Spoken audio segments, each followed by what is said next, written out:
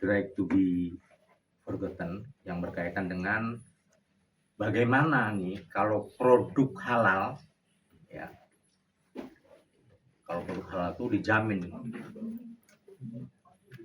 prosesnya sehat, kepastiannya, dan perlindungan kepada konsumen. Nah, tiba-tiba produk ini, karena produk kan bukan difitnah ya, dinaikin ke atas, dicemarkan lewat media digital.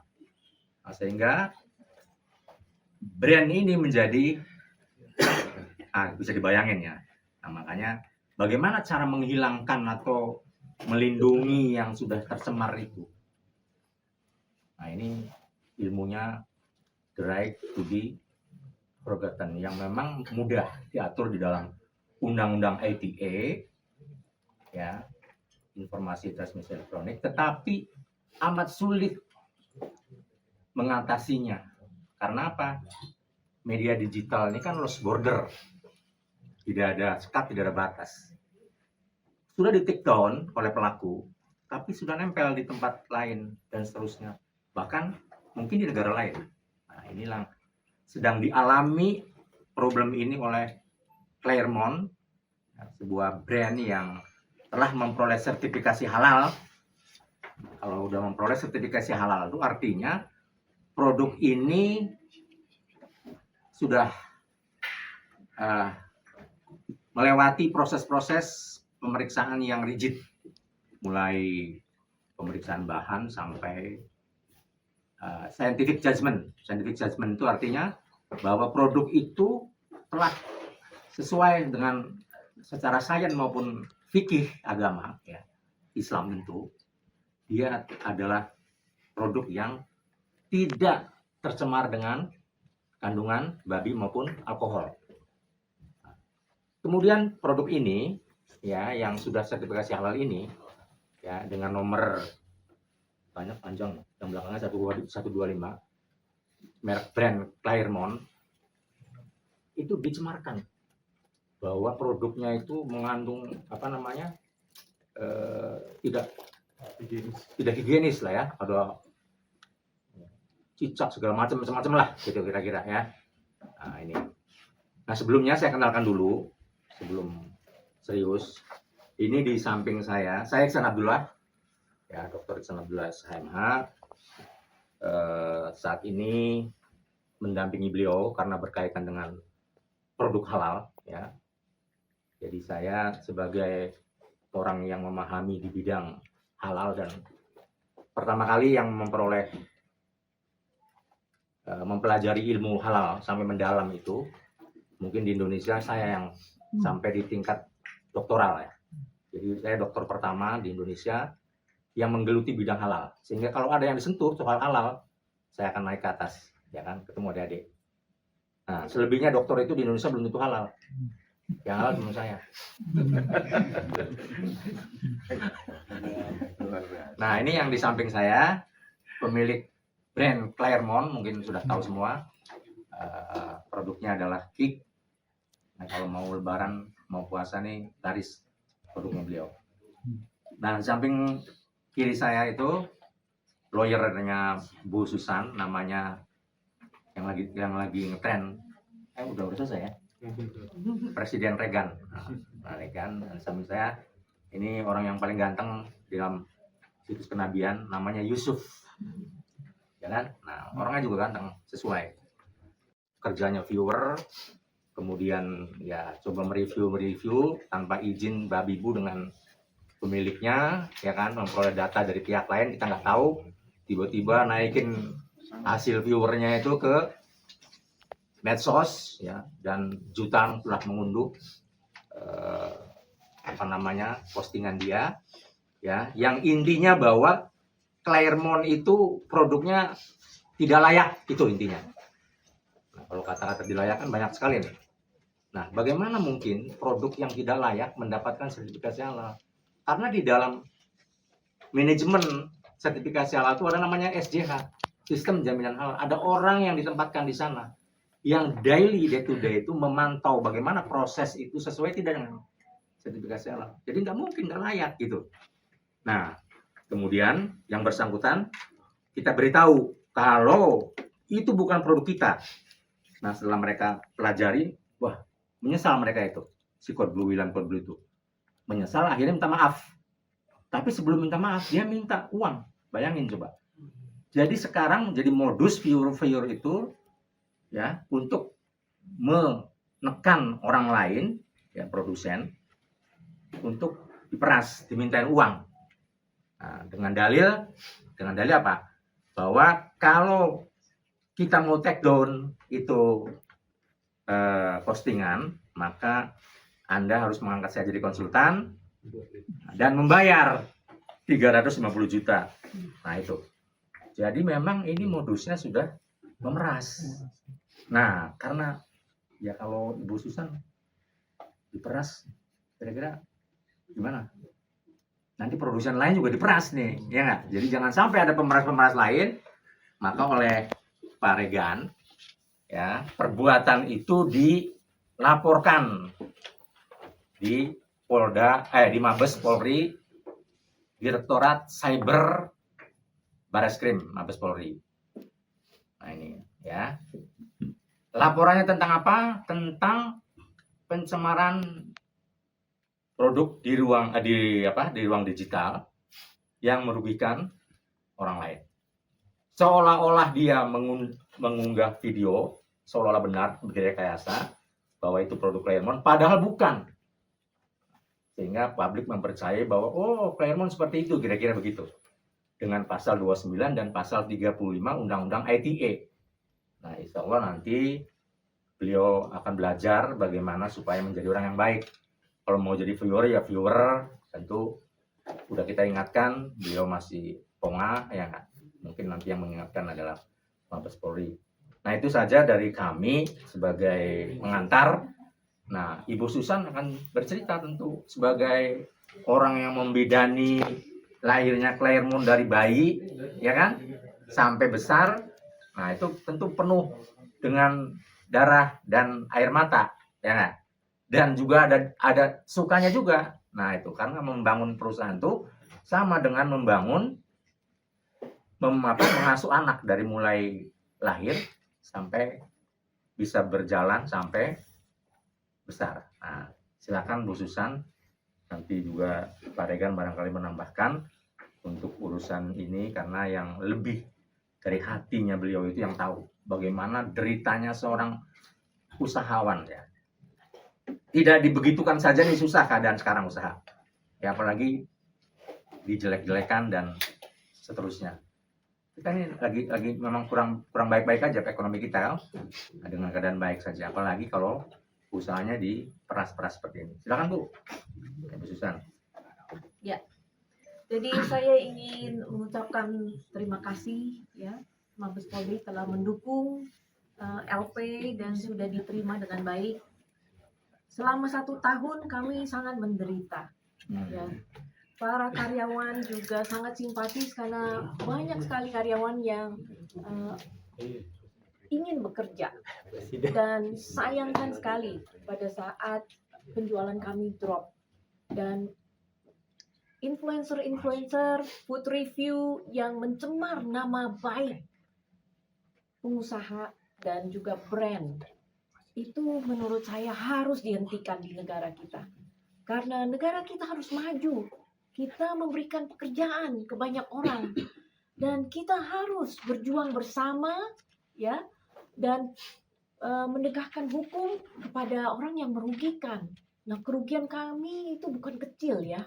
Karena pada saat kami dicemar itu pas peak season, di mana kami sudah menyediakan ribuan stok ya, ratusan juta, miliaran inventory yang mana setelah season itu tidak terjual. Tapi kita tetap harus bayar semua supplier, karyawan, dan hidup sebagai pengusaha itu nggak gampang. Seperti apa yang Pak Iksan katakan, ya kita jatuh bangun untuk mendapatkan kepercayaan. Nah, semena-mena kita dijatuhkan begitu saja. Nah, sekarang saya ingin hukum yang bercerita ini bagaimana ke depannya. Saya sih berharap bahwa tidak ada lagi pengusaha yang dicemar nama baiknya di sosmed, ya. Dan kalau bisa, saya yang terakhir deh. Itu pesan saya kepada semua. Terima kasih. Rekan ada? Terima kasih Bu Susan. Silakan. Baik, saya menambahkan saja. Terima kasih rekan-rekan media semua di sini sudah hadir. Saya lebih akan menjelaskan lebih ke teknis pelaporan. Jadi yang kami laporkan di sini yang bersangkutan inisial CB, nama aslinya WA, itu kami laporkan di Mabes Polri. Kami berterima kasih kepada SPKT Mabes Polri telah menerima laporan kami dengan baik. Nah, laporannya itu ada dua. Yang pertama itu pasal 29. Mengapa kita masukin pasal 29 ini setelah kita berkomunikasi dan berkonsultasi dengan ahli?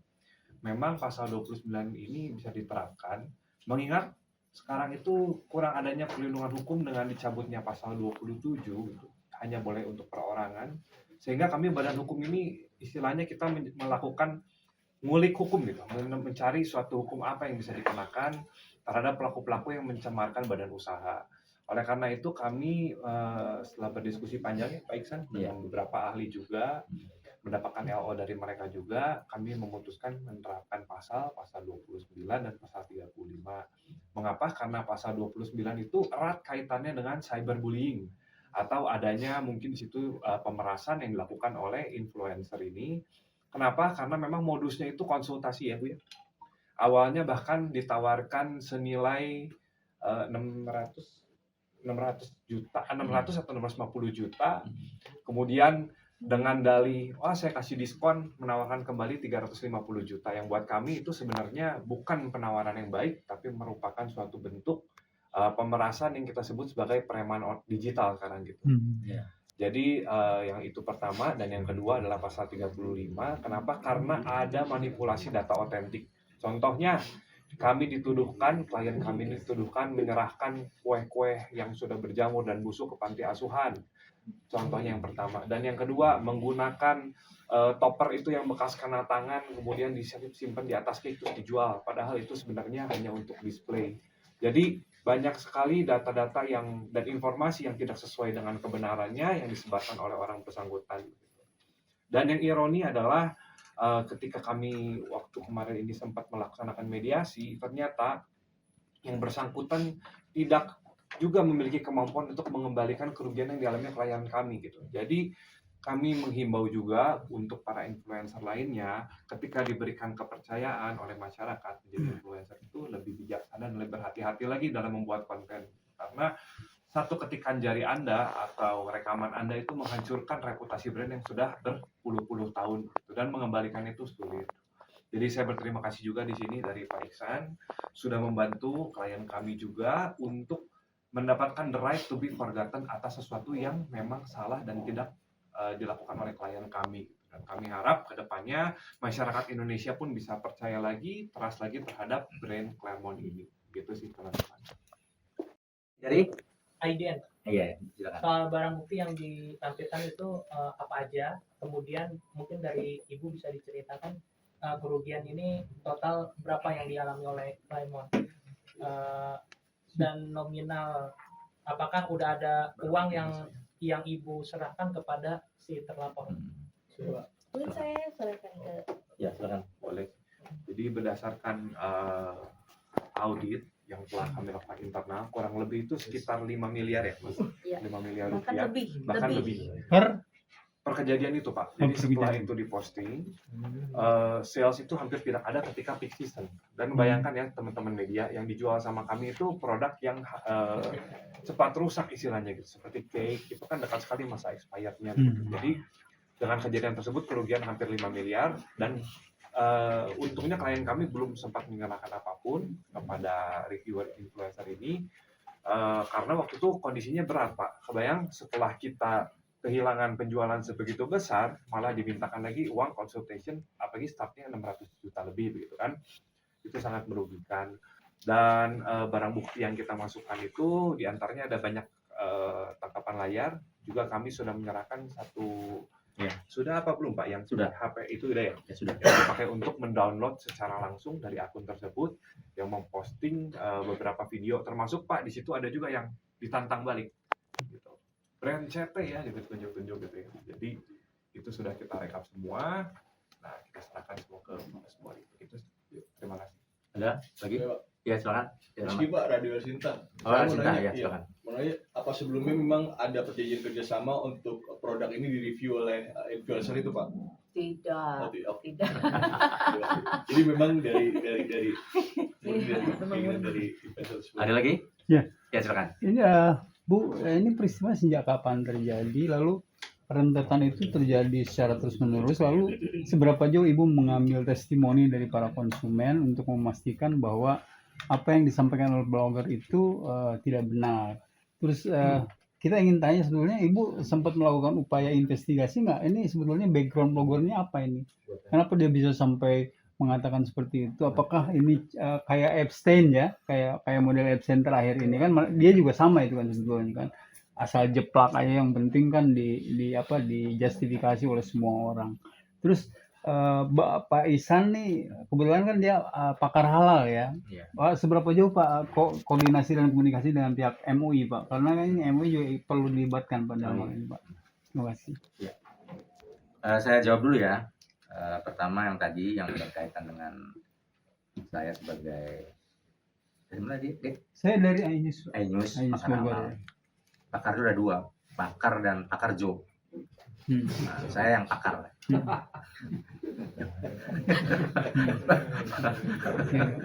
Jadi yang pasti yang namanya sertifikasi halal itu tujuannya adalah perlindungan kepada konsumen sekaligus produsennya, ya kan, kepastian hukum, ya, dan transparansi dalam rangka makosid syariah.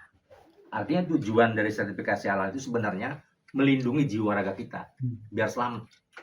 Nah itu, maka ini masuk ke kewajiban halal di 2024 kemarin Oktober, tapi ditunda sampai 2026 Oktober ini, sebentar lagi nih. Nah, karena beliau ini produknya sudah sertifikasi halal, ya, maka nggak ada keraguan sama sekali. Konsumen tidak perlu ragu dan lain-lain. Karena apa? Produk yang telah disertifikasi halal, ya, maka di dalam usahanya itu ada orang yang disebut dengan penyelia sebagai orang yang ditempatkan memegang sistem jaminan halal. Jadi dari mulai membeli produk sampai processing, sampai packaging, sampai display, karena halal itu from farm to fork, ya kan? Itu semuanya pasti halal. Ada satu aja yang lompat, itu pasti submit, tidak akan bisa halal. Maka ada orang satu namanya penyelia halal. Nah, jadi kami mungkin sudah berkoordinasi bahwa sertifikasi halalnya Claremont ini sertifikasi halal yang diterbitkan oleh Badan Penyelenggara Jaminan Produk Halal yang sekarang jadi badan. Nah itu dulu di Kementerian Agama kan. Nah jadi sudah sah absah beliau sebagai pemegang sertifikasi halal sampai nanti apabila ada sesuatu ditinjau ulang. Selama itu belum, nggak bisa oleh Code Blue. Maka seorang Code Blue yang masuk kemudian ngaco di situ, ya dia harus diingatkan kalau produk yang bersertifikasi halal itu sudah clear. Nggak akan ada itu yang namanya kotoran misalnya atau cicak atau apalagi kecoa atau apa, nggak ada proses itu. Gitu ya, karena memang sedemikian rigidnya sertifikasi halal. Nah, yang berkait dengan apa tadi? Waktu ya? Ya. Nah, Ibu yang menjawab. Peristiwa itu terjadi sejak Silakan, Bu. kapan? Terus kalau diakumulasi, Ya, tadi kan saya- 5 miliar per peristiwa ya waktu itu Iya. ya. Nah sekarang kalau diakumulasi sampai sekarang nih gimana Bu? Apakah ada peristiwa layoff terhadap karyawan dan lain sebagainya? Jadi peristiwa ini kan dimulai dari pertengahan November tahun 2024. Saya sudah juga tampil di channel Grace Tahir menceritakan dari awal sampai akhirnya. Ini sebetulnya ya, melebihi food review. Karena ini seperti food review dengan satu tujuan. Pada saat kita mendapatkan food review yang mencemar nama baik kami baik hati untuk menjelaskan. Mungkin ada kesalahpahaman atau ada miskomunikasi. Tim saya sudah bertemu dengan Pak William. Nah, namun pada saat pertemuan tersebut dikatakan, oh, wah maaf ya, saya rasa bersalah juga katanya. Wah, kalau saya tahu, saya nggak akan unggah. Bagaimana kalau kita kerjasama untuk memulihkan nama baik? Wah, kita merasa semangat ya. Tahu-taunya dikasih konsultan fee 350 juta. Ya, dan yang mana pada saat kita mengeluh, kok bisa begini? Ya, rate saya 650 katanya. Nah, jadi kalau saya lihat ini bukan food review, ini ada niat dan tujuan yang berbeda. Nah, saat kami merasa oke, kami akan menjelaskan kepada publik ya bahwa ini tidak tepat ya, kejadiannya begini, kita sudah unggah videonya, namun kita diserang. Satu hari mungkin bisa sampai 600 buzzer. Dan kami pun investigasi siapa buzzer-buzzer ini. Semuanya kosong kalau kita lihat. Nah, ini kan jadi diserang ya oleh seseorang yang punya modal untuk membayar buzzer, untuk merusak reputasi pengusaha. Wah, saya rasa ini tidak boleh terjadi lagi di negara kita. Karena pengusaha itu adalah pilar-pilar ekonomi kita, yang memberi makan, yang memberi kehidupan ke banyak orang, membayar pajak ya, dan kami pun bayar pajak sewa ya, gaji. Nah, itu sangat tidak benar untuk ya membiarkan influencer untuk menyerang pengusaha. Jadi periode penyerangan itu dari November, pertengahan November terus sampai dengan Februari akhir, ya, di mana Pak William akhirnya ya memberi pernyataan maaf. Namun pernyataan maaf itu juga dengan pakaian badut ya, di mana banyak customer kami pada bingung ya dan tidak percaya. Dan banyak yang cancel, bahkan sudah bayar mengembalikan barang. Itu sangat menyedihkan kami. Jadi kami ya seluruh tim kami juga sangat sedih pada saat itu. Bagaimana kerja keras kami bisa begitu saja ya dirusak dalam satu malam.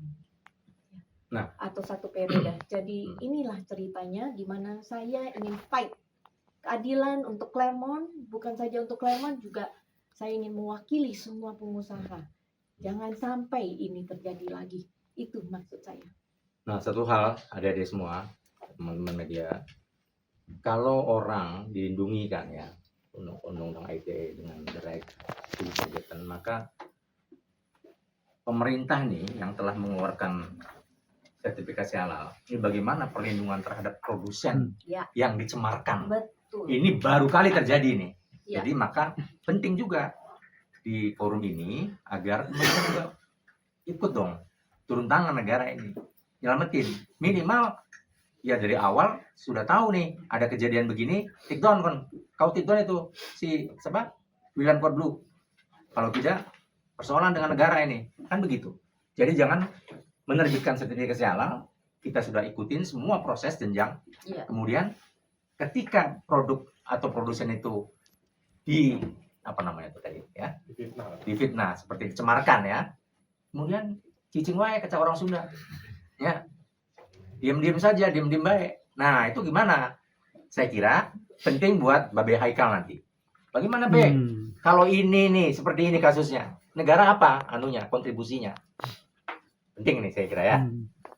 Masih ada pertanyaan? Jauh sebelumnya ada kasus yang sama dengan Bu. Ya silakan Fahmi.